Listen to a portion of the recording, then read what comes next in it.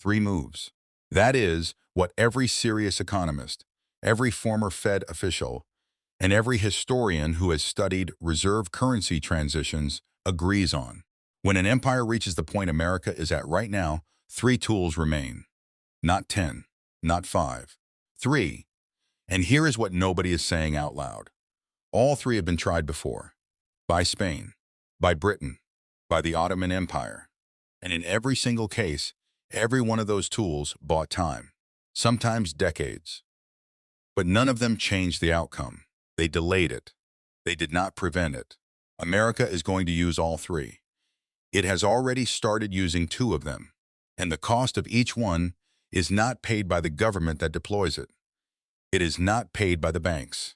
It is not paid by Washington. It is paid by ordinary Americans, in their savings, in their wages, in their children's ability to afford the same life their parents had. This is not a political argument. It is not left or right. It is what the historical record shows every single time an empire in this position reaches for these tools. And the third move, the one America has not used yet, is the most dangerous of all. Here is what each one does, how long each one buys, and what it costs you personally every time one of them is deployed. Move one, print and spend. This is the tool America has been using since 2008 and accelerated through 2020 and beyond. When an empire cannot service its debt through taxation alone, it creates money. The Federal Reserve expands the money supply. Treasury issues bonds. The Fed buys them. The debt gets monetized. It works. In the short term, it absolutely works. Rome used it first. Diocletian expanded the money supply by debasing the silver denarius. Copper coins with silver coating replaced pure silver. The treasury stayed solvent. The legions kept getting paid. The empire kept functioning for 50 years. But every Roman who held savings watched their purchasing power quietly disappear. Prices rose faster than wages. The middle class that had built Rome's prosperity found themselves falling behind year by year with no single moment they could point to and say, this is when it happened. America has printed more money in the last 6 years than in the previous 200 years combined. The result is visible to anyone paying attention. The dollar buys less. Assets inflate faster than wages. Home ownership moves further out of reach for each successive generation. The people who own things get richer. The people who work get poorer. This is not an accident. It is the predictable consequence of move one. And the question is not whether it works. It does work. It keeps the system running. The question is, who pays for it working? The answer is the same as it was in Rome. The people who can least afford it. Move two. Weaponize the dollar. This is the tool America has used more aggressively than any empire in history. Dollar sanctions, freezing foreign reserves, cutting countries off from SWIFT, using access to the global financial system as a geopolitical weapon. It is an extraordinarily powerful tool. No empire in history has had anything like it, and it is destroying itself through use. Here is the mechanism. Every time America freezes a country's dollar reserves, every other country in the world watches and updates its risk calculation. If America can freeze Russia's reserves, it can freeze anyone's reserves. So every country that holds significant dollar reserves now has an incentive to diversify, not because they hate America, because they are rational. Saudi Arabia watched, India watched, China watched, Brazil watched, the Gulf states watched, and every one of them quietly began building the infrastructure to reduce their dollar exposure. CIPS now processes over 1 trillion yuan per day. The yuan's share of global trade settlement has doubled in 4 years.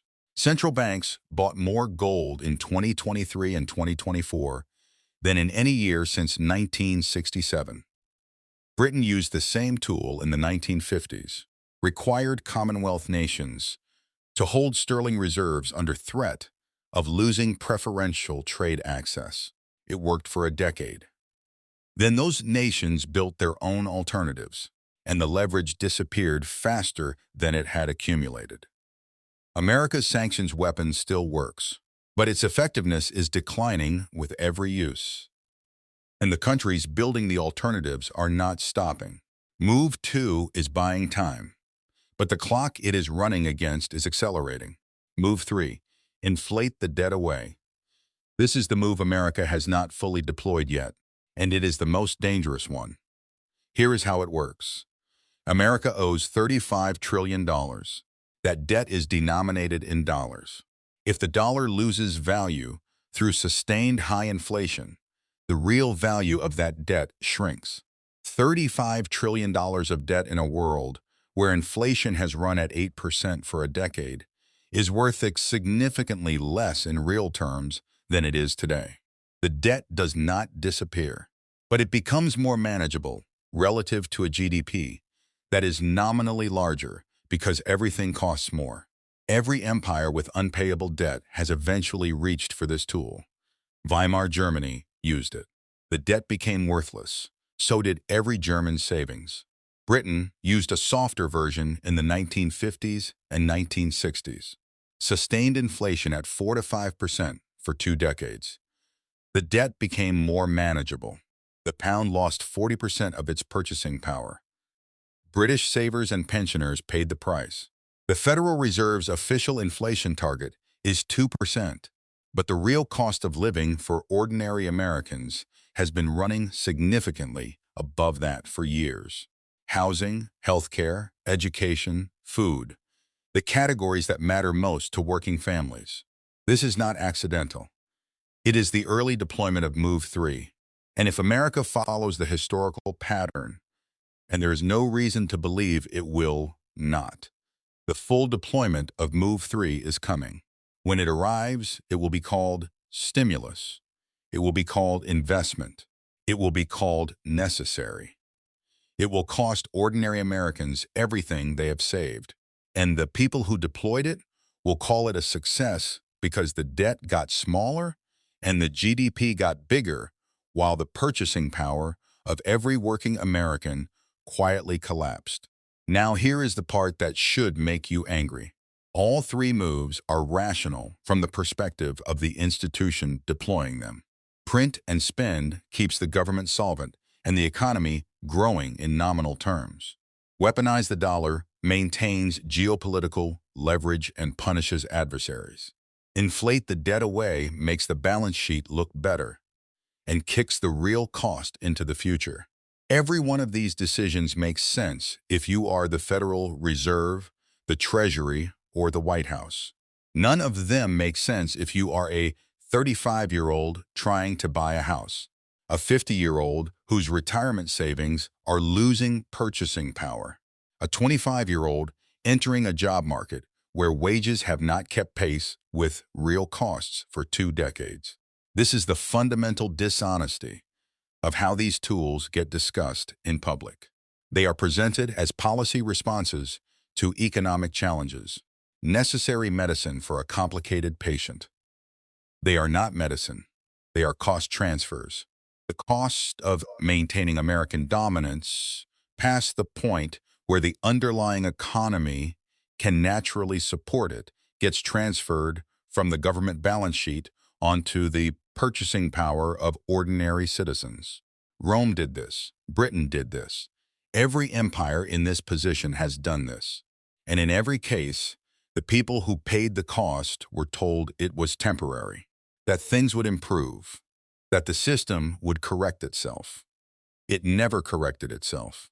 The correction came from outside, from the IMF, from foreign creditors, from the arithmetic of a debt that could no longer be managed by any combination of the 3 moves. America is not at that point yet, but it is using all 3 moves simultaneously for the first time in its history. And the bill is already being distributed. Check your savings account. Check your grocery receipt. Check what your salary buys compared to what your parents' salary bought at the same age. The distribution has already begun. Some of you watching this will disagree. Good. Some of you will say America is different, that the dollar has no real alternative, that the Fed knows what it is doing, that this time the pattern does not apply. Make that argument in the comments. I want to hear it, because here is the honest truth. I could be wrong about the timeline. The lag could extend for another 30 years. The alternatives could fail to materialize. A technological revolution could change the underlying economics in ways no historical pattern can predict.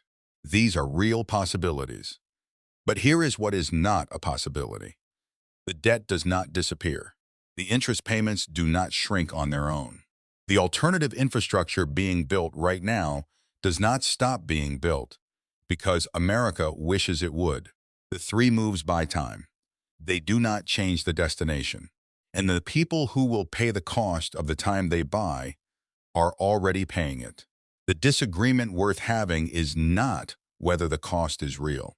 You can see the cost in your own life. The disagreement worth having is what should be done about it. Should America manage the transition, accept a reduced but sustainable role, invest the resources currently spent on currency defense into rebuilding the domestic economy, or should it keep deploying all three moves until the arithmetic forces the conversation? Britain chose the second option. The IMF showed up in 1976. Ordinary British families paid for that choice for a generation. Leave your answer in the comments, because this is one of those questions where what ordinary people think actually matters more than what the institutions are willing to admit. Here is where we are. America has three moves. It is using all three simultaneously. Each one buys time. Each one transfers cost onto ordinary Americans. The move it has not fully deployed sustained high inflation to erode the real value of the debt, is the most expensive one for working people and the most tempting one for governments. When it arrives, it will not arrive with a warning.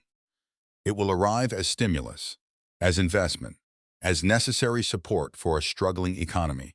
And by the time ordinary Americans understand what it costs, the cost will already have been paid. This is not doom. This is not collapse. This is the documented playbook of every empire that has reached this point. The question is not whether you can stop it. The question is whether you understand what is happening while it is happening. Because the people who understood what was happening in Rome still lost their savings. But the people who did not understand lost everything and never knew why. Understanding what the three moves cost does not change the outcome for the empire. It changes the outcome for you. Make your decisions accordingly. The next video in this series examines what happened to ordinary people in Britain during the full deployment of all three moves between 1947 and 1976. What they lost, what they kept, and what the ones who understood what was coming did differently. That video is already up. Link is in the description.